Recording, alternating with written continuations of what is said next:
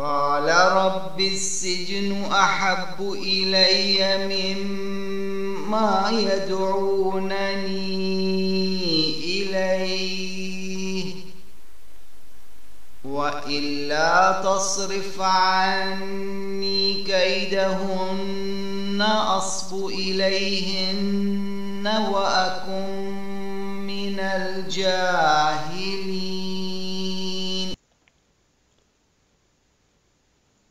Er sprach: O mein Herr, mir ist Gefängnis lieber als das, wozu sie mich einladen, und wenn du nicht ihre List von mir abwendest, so könnte ich mich ihnen zuneigen und der Törichten einer sein.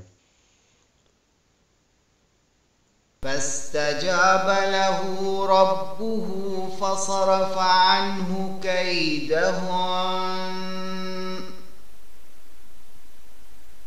إنه هو السميع العليم.